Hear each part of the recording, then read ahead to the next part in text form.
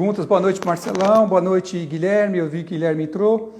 Eu peço perdão, porque a gente sempre faz um papo mais descontraído, brincadeiras, mas alguma coisa aconteceu na plataforma que eu não estou conseguindo fazer a live colocando mais de uma pessoa para dentro. Talvez seja por causa da nova plataforma do Instagram aí que eles lançaram hoje, e aí deu uma desestabilizada, alguma coisa assim. Mas enfim, vamos lá. Aí eu peço para o pessoal enviar as perguntas aí para o Marcelão, ou para o Guilherme, ou para o Hamilton, e eles repassam para mim aqui, tá? Pode ser que eles me... Aí, o Marcelão já está fazendo a primeira pergunta dele, né? Então, vamos lá. Hoje nós vamos falar sobre dores emocionais, perdas e lutos. E a pergunta do Marcelão é: luta e perda não são a mesma coisa?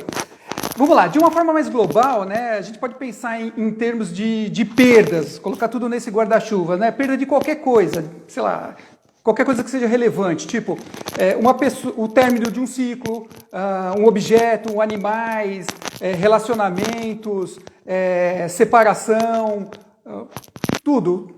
Viagem, mudança, e é óbvio, né? O caso mais marcante é o caso do luto, né? Que se refere ao falecimento de pessoas, que é um tipo especial de perda, né? E cada pessoa, de forma natural, vamos chamar assim, né? No seu tempo e em intensidades diferentes, passa por essas fases do processo de perda ou processo de luto, tá? Então, essa é a primeira resposta. Vai lá, pode ir lá continuar nas perguntas aí, que eu estou aqui de olho no chat. Tem um pequeno delayzinho, né? Entre o que o pessoal pergunta e o que... Hoje vai ser mais um pouquinho mais ou me passa por WhatsApp, que se vai mais rápido, é que a plataforma está bem lenta mesmo. Mas enfim, eu estou vendo... Deixa eu ver aqui, abriu... Isso, bom, boa pergunta, Marcelão. Para quem está assistindo aí, eu vou repetir a pergunta sempre, tá bom? Para ficar mais fácil. Se o luto é um processo natural, por que precisa de tratamento? Essa pergunta é bem legal porque, assim, o problema, na real, não é o luto. É o luto não curado. É o luto não aceito ou vivenciado, né? Não resolvido aí nas suas fases. Às vezes o processo é tão intenso como se a própria pessoa tivesse vivido esse evento traumático em primeira pessoa.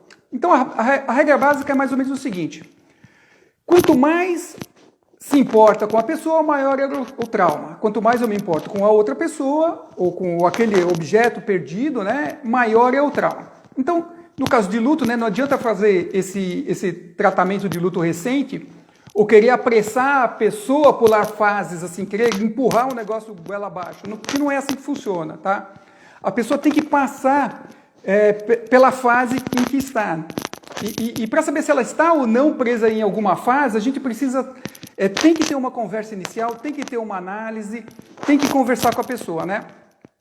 No caso de falecimento recente, o ideal é começar o tratamento pelo menos a partir do 3º mês, tá? Vamos lá, próxima pergunta.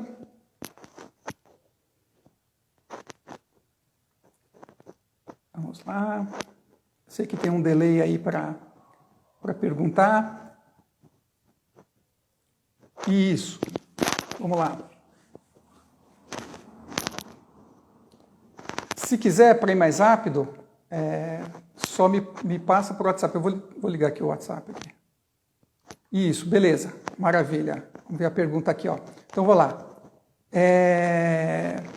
Se eu faço a pessoa falecida ser esquecida na mente ou da outra pessoa, né? Igual, tipo, esquecer animais, pet, vaga de emprego, namorada, etc. O resumo da pergunta é essa aí. Não, pessoalmente eu não faço isso. O fato é o fato. Então, como eu já expliquei em outras coisas, nas lives de dor, etc, etc, o que a gente faz? A gente tira a carga emocional danosa, né, daquela rede neural, daquela memória, que está atrapalhando a vida da pessoa, prendendo, enfim, fazendo uma coisa ruim, uma experiência ruim na vida daquela pessoa, né? Então, lembra, a rede neural aqui, deixa eu fazer aqui, dá para ver, a rede neural aqui, a carga emocional, o que a gente faz? Tira essa carga emocional, tá bom? A travada. O Marcelão falou assim, você falou presa ou travada em uma fase. Como assim? Quando passa o luto recente, a pessoa trava em alguma fase, então é necessária intervenção terapêutica. Caso contrário, não. Isso significa assim, se a pessoa vai passando pelas fases, ok, se ela travar aí liga um alerta, né? E esse alerta não está relacionado ao sentimento da perda, e sim quando ela percebe que de alguma forma o luto começa a atrapalhar a vida normal e as atividades cotidianas da pessoa, né? Por exemplo, vamos lá, se a pessoa chora recorrentemente, não consegue trabalhar, não consegue estudar, não consegue cumprir as suas obrigações aí do dia a dia, né? Foge do lazer, se isola, etc. Aí o terapeuta tem que conversar com a pessoa e montar um panorama da situação atual, né? Para ir avançar para a estratégia de próximas fases. É isso.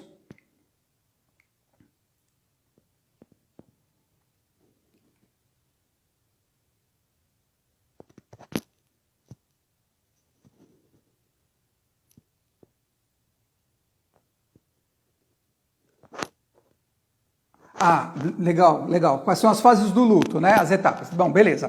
Então, às vezes as fases podem se alterar um pouquinho, não tem problema nenhum, mas normalmente elas se dispõem conforme eu vou falar aqui para vocês, tá?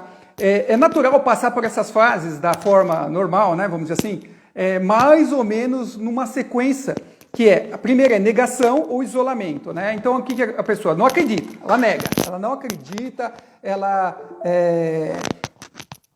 não aceita o que está acontecendo, não, em alguns casos ela pode até se isolar do convívio social, beleza? A segunda etapa é a etapa da raiva. Então, ela projeta essa raiva, relaciona-se com o sentimento de injustiça. A raiva ela tem esse paralelo com o sentimento de injustiça. Então, a pessoa fica com raiva, com fúria da perda que aconteceu, xinga, chora, etc. Tá? E aí, e também procura um culpado, né, pelo que aconteceu. Aí a próxima fase é a fase da barganha. Então ele faz barganhas, pedidos, por exemplo, Deus, eu vou fazer uma barganha com Deus para substituir, para tentar acertar alguma coisa ocorrida de uma maneira melhor, alguma coisa assim. Tá? Aí ela tem uma outra etapa que é a etapa da depressão. Então ela tem uma série de sintomas mais profundos e intensos, né? Tipo tristeza, uma tristeza mais forte, obviamente, né? Um choro desproporcional, se sente mal, se priva do social, né? Não dá mais atenção a outras coisas importantes, né? Da vida cotidiana, etc. E a última fase é a da aceitação, né? A pessoa já aceita melhor o que ocorreu, se conforma, né? Se conforma com o que aconteceu e segue a vida em frente, né? Conseguindo aí se organizar e conviver com essa perda da melhor forma possível, né? Então, qual que é o nosso objetivo? É analisar em qual fase a pessoa ficou presa e migrar, né? Nosso foco é ela ir passar pelas fases e ir na fase de aceitação, onde aí ela consegue lidar melhor com seus sentimentos e viver a vida, né? Continuar com a vida.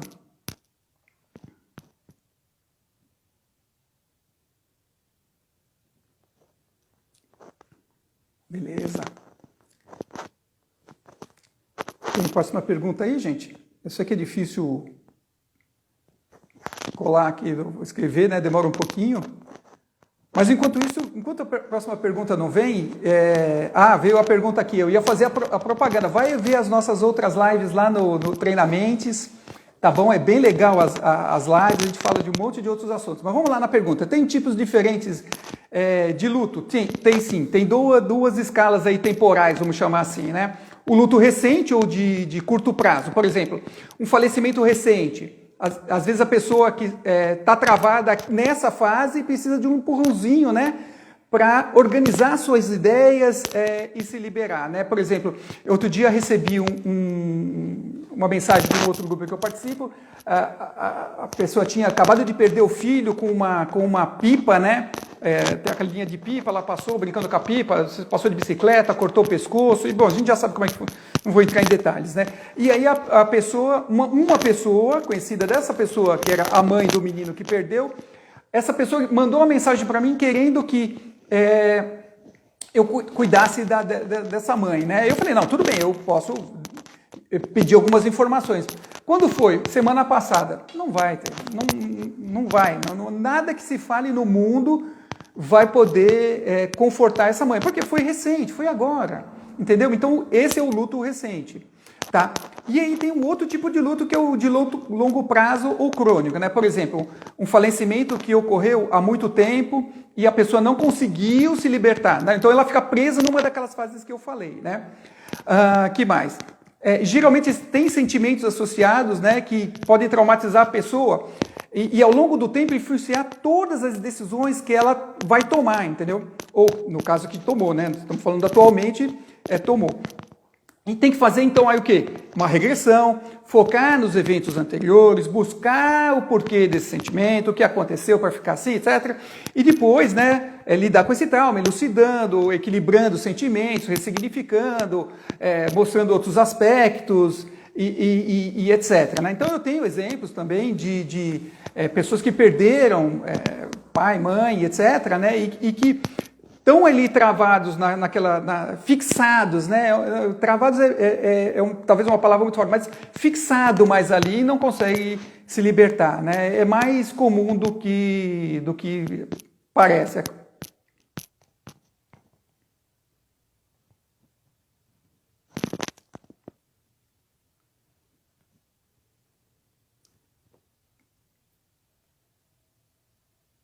Vamos lá, pode mandar a próxima aí. Pede perdão aí para o pessoal que hoje o Instagram está travando por causa da nova rede social aí que eles lançaram hoje, então um monte de coisa que a gente queria fazer, de rios, etc. Acho que eles colocaram recursos para essa nova... olha lá, outra fase, que durante as fases tem um sentimento que seja maior. Boa pergunta, Guilherme. Geralmente as fases que mais as pessoas ficam presas são as fases de raiva, tá? Principalmente porque o evento está associado a um ato, talvez, de violência, de atropelamento, por exemplo, né?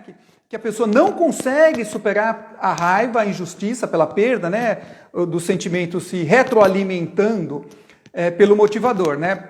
Por exemplo, pelo motorista, do exemplo de um atropelamento pelo motorista. Então, entender esse momento, a injustiça, e trabalhar para sanar essa injustiça, dando uma tratativa para essa injustiça e trabalhando, né? Obviamente, onde a gente quer chegar na aceitação, né? A fase da depressão também, então, alguns sentimentos associados, por exemplo, culpa, a baixa autoestima, inutilidade, desamparo, né? Influencia no sentimento de perda. Tá? Então precisa também identificar a fase que o cliente está, que no caso é a fase da depressão ou da raiva ou qualquer outra, né? E dar a melhor tratativa para passar por todas essas fases de uma maneira mais tranquila, né? Outro caso que eu já vi, por exemplo, pode ser a culpa também, né? Então, por exemplo, caso as pessoas estejam brigadas, aí depois vem aquele pensamento, se eu não tivesse feito isso, se eu não tivesse falado aquilo, etc. Então, esse é um sentimento muito interessante também. Então, pelo menos esses três, né? A raiva, a depressão e a culpa. E tenho vários exemplos para dar, mas depois a gente pode falar. Manda a próxima aí. Enquanto não chega a próxima pergunta, assistam as nossas outras lives lá do treinamento. Está chegando pelo WhatsApp? Será? Não. A mensagem que deu fez um barulho aqui. Mas enquanto isso, você que está assistindo a gente aí, pode fazer também suas perguntas que depois os meninos mandam aqui para mim, tá bom?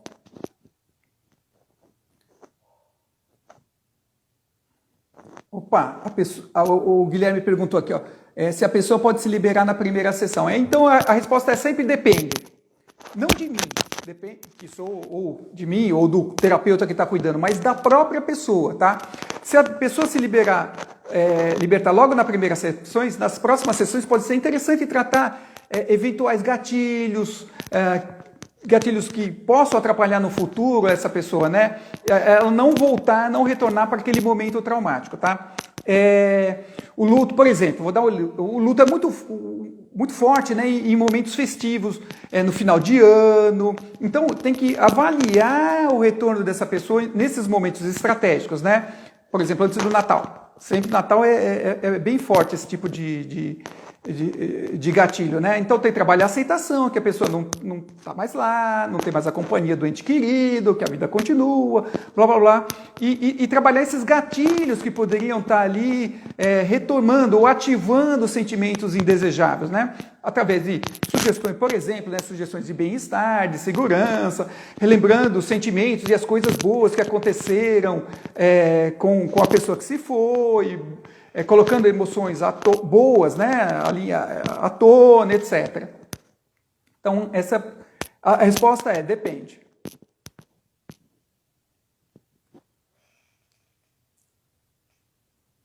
Vamos ver se tem mais alguma pergunta aqui.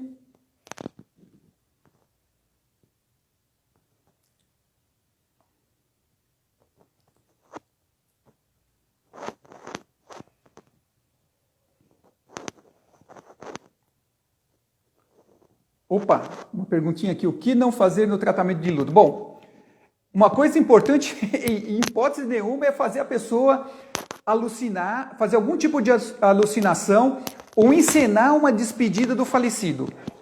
Ou do falecido, sempre que eu estou falando aqui, da coisa perdida. Pode ser da namorada, pode ser do pet, etc. Né? Pois não fazer essa despedida, porque a gente não conhece o relacionamento e as emoções associadas entre as pessoas envolvidas. Então, eu evito sempre criar diálogos entre os envolvidos. Eu fico sempre no genérico. Deixa a pessoa se resolver sozinha. A gente só vai direcionando, né? A gente pode adaptar, por exemplo, a técnica do perdão, que é uma técnica que a gente usa dentro do lugar seguro, fazer um encontro entre os envolvidos em ambiente controlado, colocar para conversar de um modo positivo, com sentimentos bons, simulando aí uma despedida. Até dá, tá bom? Agora, não forçar o cliente a fazer coisas que normalmente ele não faria, né? Os valores, motivos do terapeuta podem não ser os mesmos valores e motivos do cliente. Então, aí, ter bom senso é fundamental.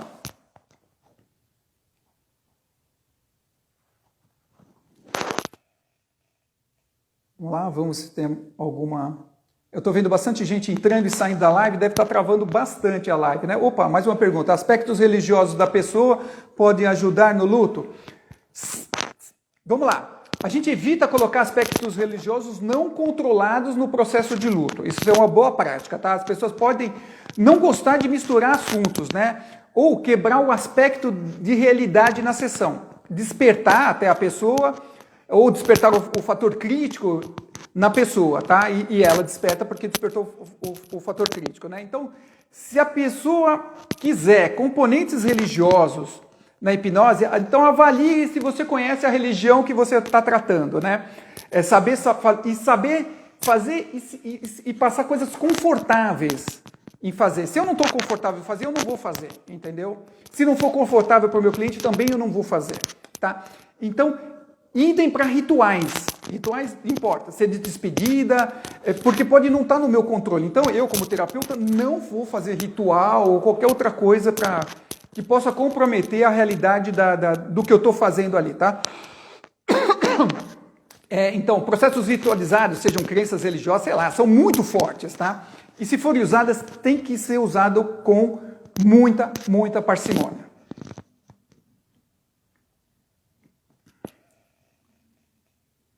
Deixa eu ver se tem mais alguma pergunta aqui. Opa, exemplos. Achei que não ia perguntar isso aqui, né? Então, por exemplo, pessoas presas em fim de namoro que não conseguem se libertar da pessoa, com um relacionamento tóxico ou relacionamento difícil. Então, eu já atendi pessoas que aparecem parecem viciadas em relacionamentos tóxicos, né? Então, a gente sabe que tem mais coisa relacionada à história na vida da pessoa, né? Mas aí a gente deixa para outra ocasião falar. Então a gente consegue trabalhar nesse esquema de relacionamentos, né? Comportamentos como se a pessoa tivesse ainda viva, né? Isso, putz, guardar o lugar da pessoa na mesa. Então ninguém pode sentar na poltrona que o falecido sentava lá. Guardar um lugar na mesa, muito comum, né? A pessoa monta a mesa da refeição e guarda, põe prato, talher, copo, como se o falecido estivesse lá, tá? Ou paralisar em algumas situações de gatilho quando lembra da pessoa, né? Lembrando, essas lembranças estão atrapalhando a vida normal da pessoa, tá? Eu vou contar um caso interessante, me sinto bastante à vontade, porque eu vou contar um caso da minha avó. A minha avó, ela faleceu bem velhinha, né? E quase 100 anos. E ela teve, quando ela era pequena, ela teve, bem pequena mesmo, ela teve a vizinha dela ficou doente, com uma doença lá, na época era muito forte. Então o pai dela pegou uma boneca dela, tirou dela e deu para a amiga. Isso foi tão traumático, essa perda de um objeto foi tão traumática para ela, que ela carregou isso aí por mais de 80 anos. Ou muito mais, quase 90 anos, ou mais, sei lá. Por 90 anos, essa perda foi tão forte para ela, que eu lembro que eu estava com ela, assim, já no leito de morte, né?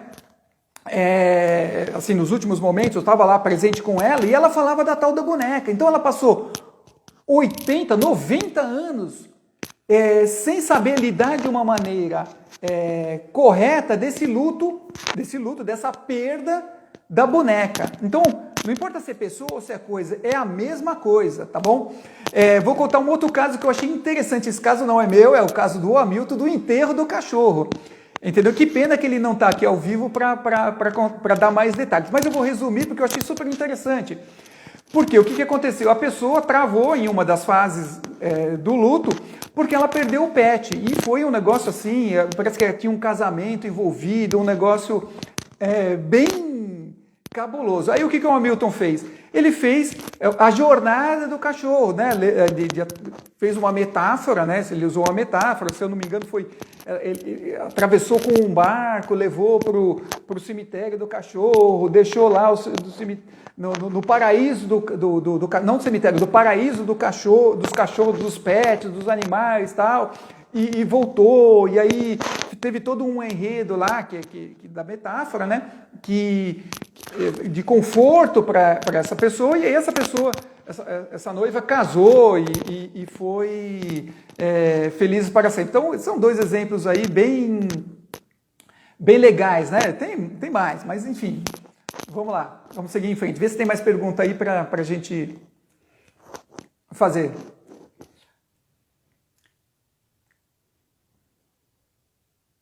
Opa, uma pergunta aqui. Tem alguma técnica específica para tratar o luto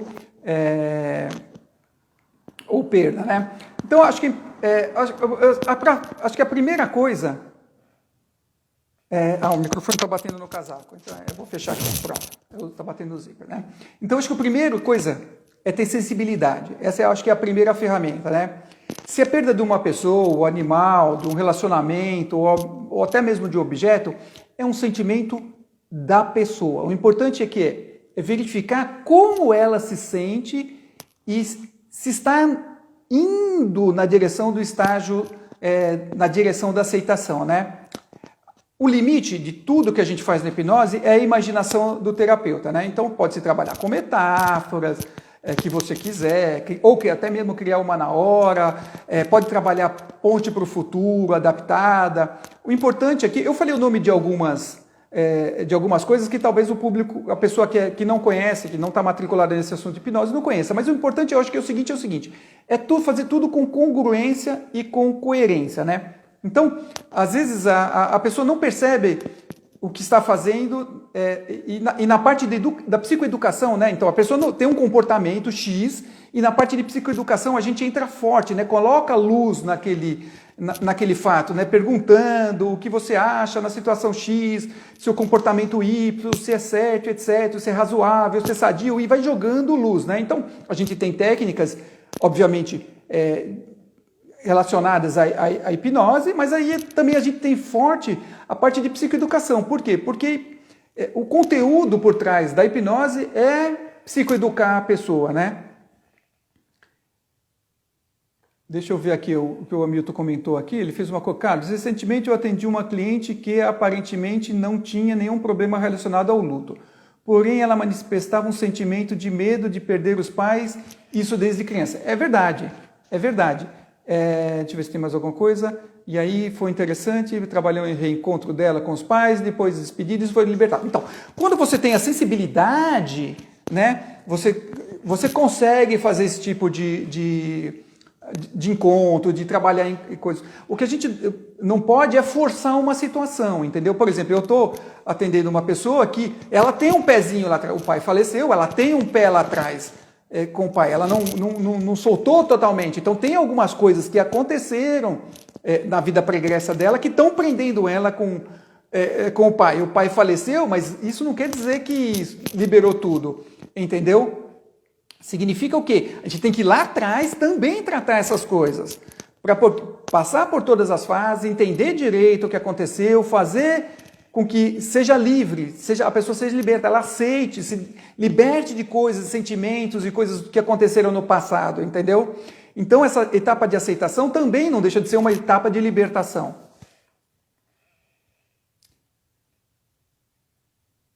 Vamos lá. Como você diz para o cliente lidar com o problema de culpa? Na realidade, eu acho que a primeira coisa é fazer a pessoa entender que o falecimento da pessoa não é culpa dela. Não é culpa dela. E outra coisa também, eu conheço uma outra pessoa de um outro caso que eu, enfim, posso falar, é assim, vou dar o exemplo.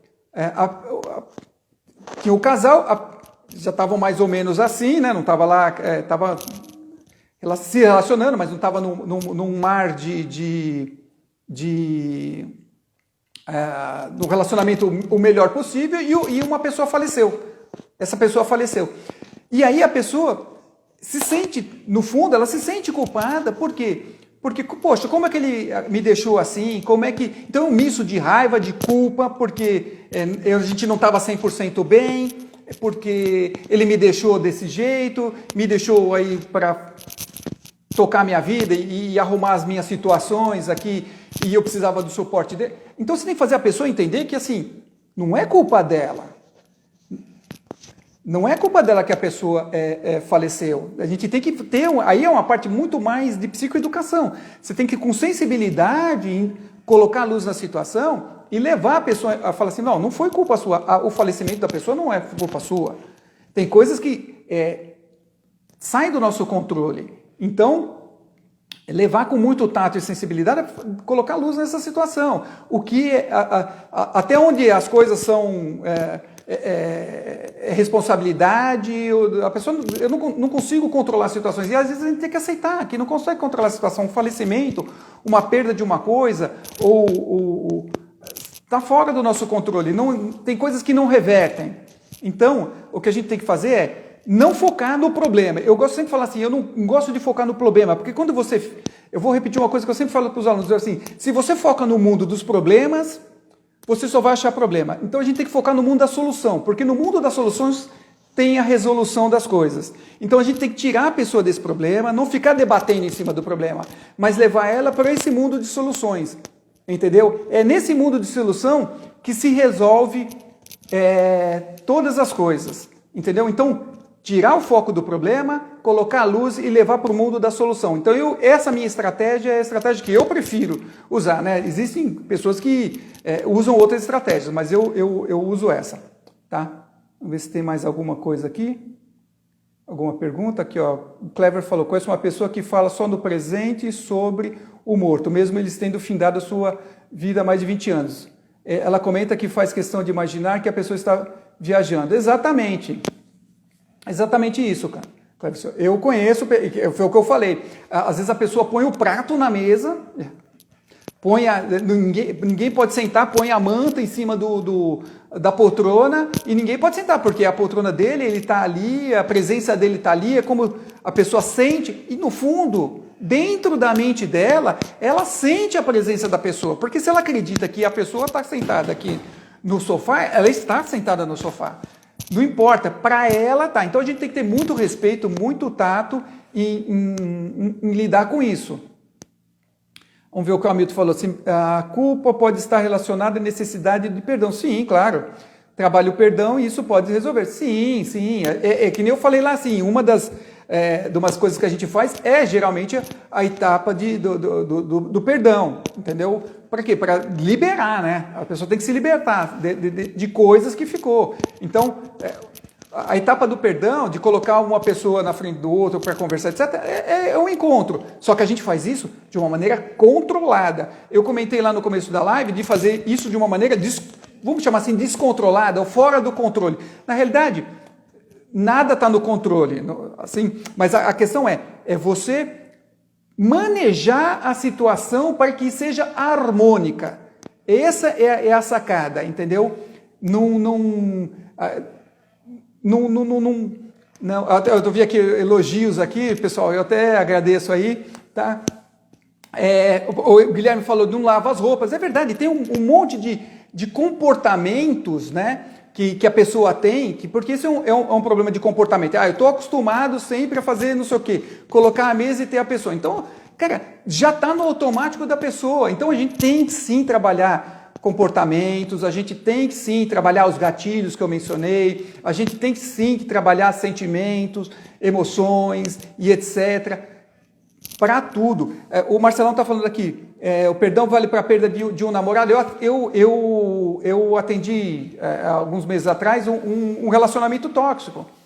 E às vezes você tem que trabalhar a etapa de perdão com as pessoas, mesmo o relacionamento sendo tóxico, já não tendo mais nada, porque no fundo tem isso na pessoa. A pessoa, embora não estando mais junto, estou namorando, mas eu já não estou mais junto dela. Mas ela tem dentro dela sensações e sentimentos. E aí quando a gente coloca a pessoa na hipnose, tudo vem, porque não tem os filtros, entendeu? Não tem um filtro. Porque quando... vamos lá, eu estou batendo papo, eu e você aqui, tá?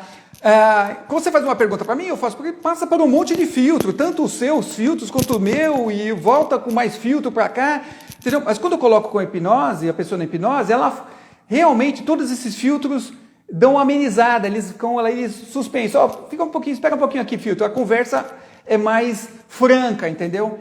Tanto com o terapeuta e o cliente, entendeu? Então é por isso que a hipnose é mais assertiva, porque ela já vai lá no fundo do negócio e já resolve ali sem esses filtros, entendeu? Então, tanto assim, relacionamento tóxico, para tudo que eu falei até agora, quando a gente está com a hipnose, sai os filtros, ficam muito mais fácil de trabalhar, entendeu? É muito mais ágil.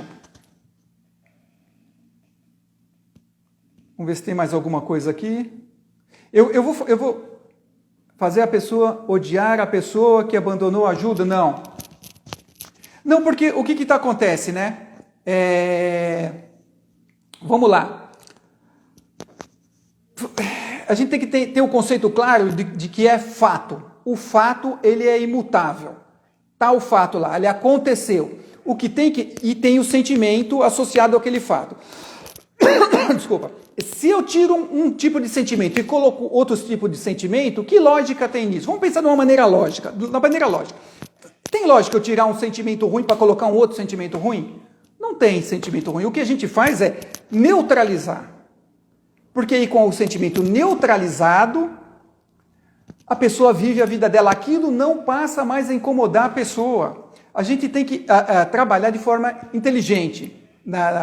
Não é porque é hipnose, não, a gente tem que trabalhar de forma inteligente, entendeu? Então, eu tiro um sentimento, se eu não consigo colocar, obviamente, um sentimento bom para substituir, tudo depende de caso, né? Se eu não consigo colocar um sentimento bom, por exemplo, um pet, eu vou colocar um sentimento que a pessoa lembre do pet, de brincar, blá, blá, blá, blá, blá, blá, entendeu? Ok, agora, eu não vou, por exemplo, assim, aquela namorada, eu tiro aquele sentimento de mágoa que eu tenho por ela para colocar um sentimento de ódio. Não faz sentido. Então, eu não uso esse tipo de... Conheço, tem gente que faz assim, eu não faço. Eu quero neutralizar o sentimento para a pessoa tocar a vida dela da melhor maneira possível.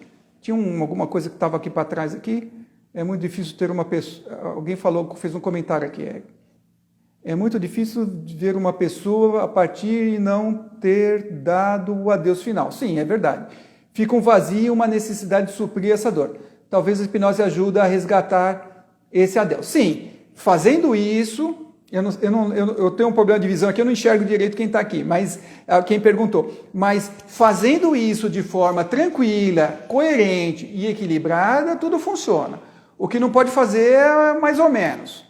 Entendeu? Vamos fazer sem pressa, tranquilo, você pode colocar a pessoa para dar o adeus, não tem problema nenhuma. Se você colocar de uma maneira controlada, tá? Não tenta fazer ritual ou encenar um enterro, não, isso não funciona. Talvez funcione para o pet, igual que a gente conversou, mas mesmo assim no coisa do pet teve todo um contexto de levar para o paraíso dos animais, tal, não sei o quê. Então tem que ser um negócio brando, um negócio coerente, um negócio com um contexto, tá? Alguém falou aqui alguma coisa? Tá. Acho que o Hamilton já respondeu ela lá. Deixa eu dar um outro exemplo aí de uma coisa que dá para fazer. Por exemplo, imaginar que a pessoa, essa energia, né? Por exemplo, nesses casos que a pessoa está mais presa, né? Se foi e voltou como uma semente, por exemplo, que vai para a terra e dá frutos, né? Uma coisa boa, uma coisa legal, né?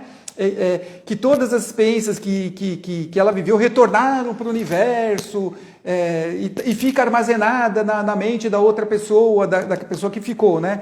Ou do animal, ou de qualquer coisa. Então, uma coisa positiva, né?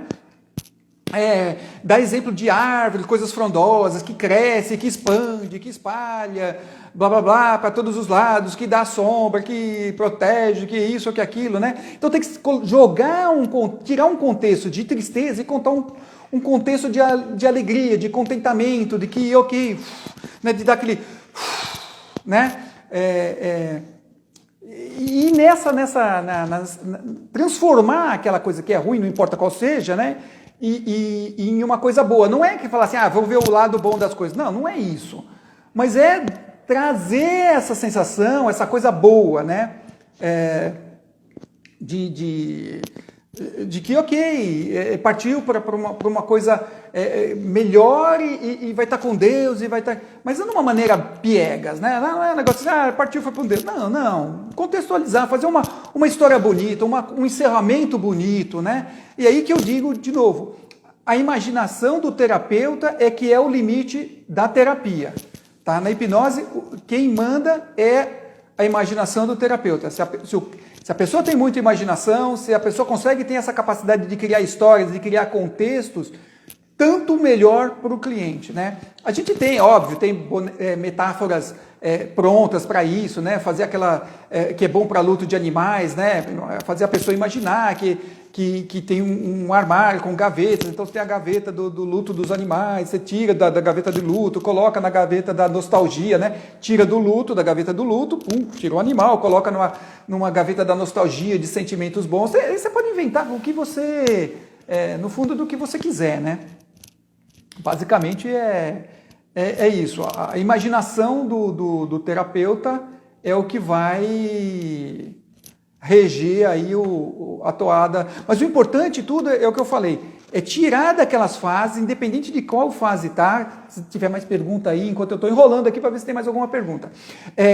Tirar daquela etapa, né, de qualquer uma das etapas que ela tiver, de raiva, da barganha, da depressão, enfim, e levar de uma forma muito sadia, vamos chamar assim, para a etapa de aceitação.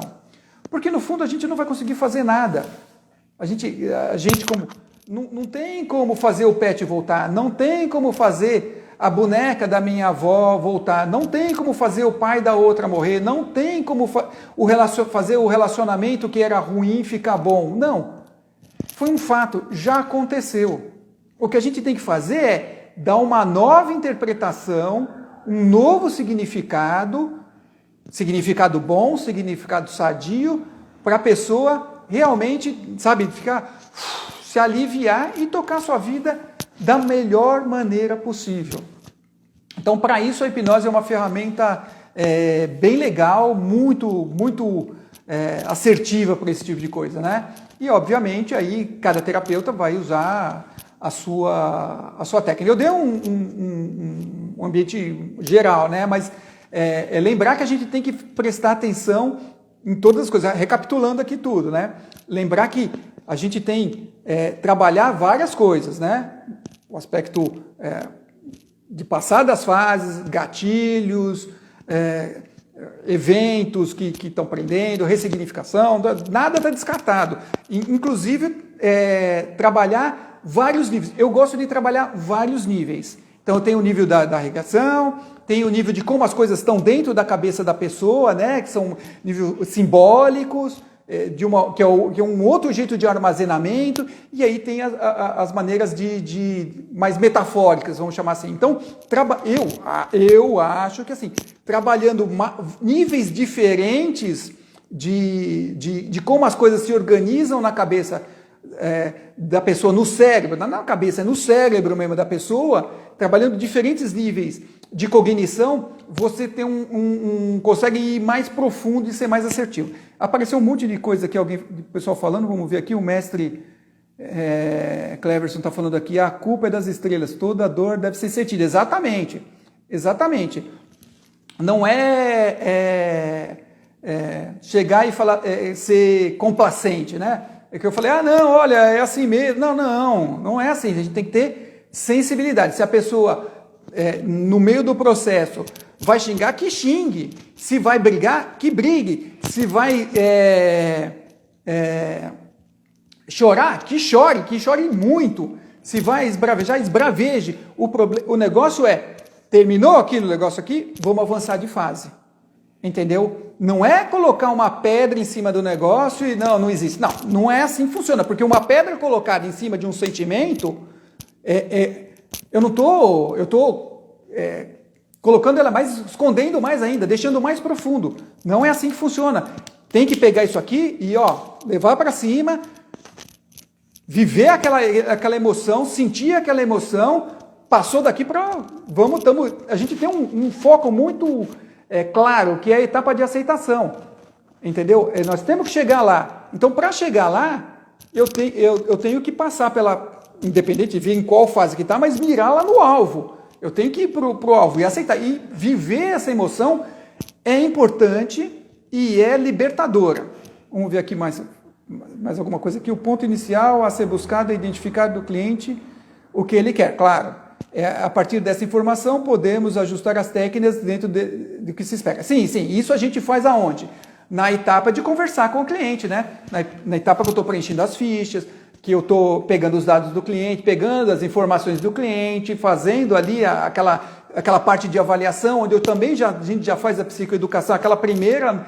né? Já está preenchendo a ficha, mas já está fazendo a psicoeducação aqui, já está jogando informação útil para o cliente. Né? Eu estou escrevendo aqui, mas estou falando uma coisa aqui. Faz as perguntas corretas, então você monta todo o cenário, entendeu?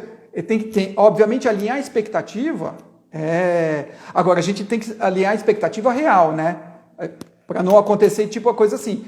Que eu acho que o Marcelão falou, tem a pessoa que eu quero ficar com ódio da namorada. Não, isso não é sadio, então isso eu não vou fazer. Tá? Vamos ver aqui, tem uma coisa mais baixa. Quantas sessões você costuma para atrasar o luto? Depende. Aí é sempre assim, depende. Porque não depende de mim. Depende de como o cérebro da pessoa vai processar as informações de tudo o que aconteceu. Pode fazer em uma? Pode.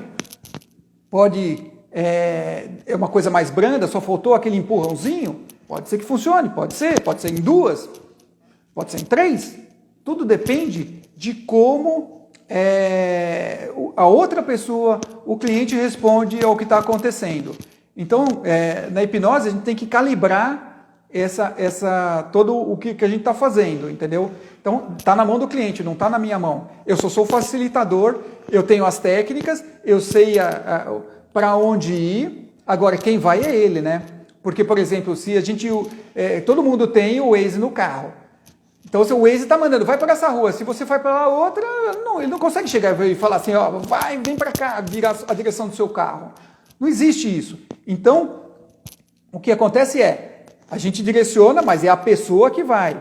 Tanto que a gente vai para lá, o Waze fala, vai para lá, pega outro caminho para chegar. Por quê? Porque a gente tem direcionado para onde a gente quer ir. Então a gente tem que trabalhar querendo ir, mas é a pessoa que vai. E, obviamente, se a pessoa está vindo se tratar, ela não vai ser contra o tratamento, né? Apesar que tem algumas pessoas, enfim. Mas geralmente a pessoa quer ser a favor do tratamento. Ela quer viver melhor, é a favor de uma melhor qualidade de vida, né? Então é isso.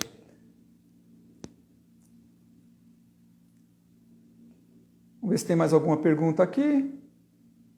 Tem mais alguma pergunta, pessoal? Eu não estou nem controlando o horário aqui, porque... Deixa eu ver que horas são. 20h11. 21h11. Tá. Eu não sei se tem mais alguma pergunta aí, pessoal, que deixou passar, porque eu não consegui pegar tudo aqui para cima.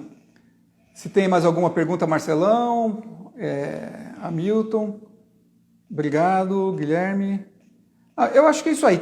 Pessoal, tem mais alguma pergunta de vocês aí que vocês querem saber? Não sei se eu fui claro o suficiente. Peço desculpa aí até pela plataforma não ter ajudado muito aqui hoje, né? Porque a gente faz aquela interação com todo mundo, é mais divertido, é mais legal, a gente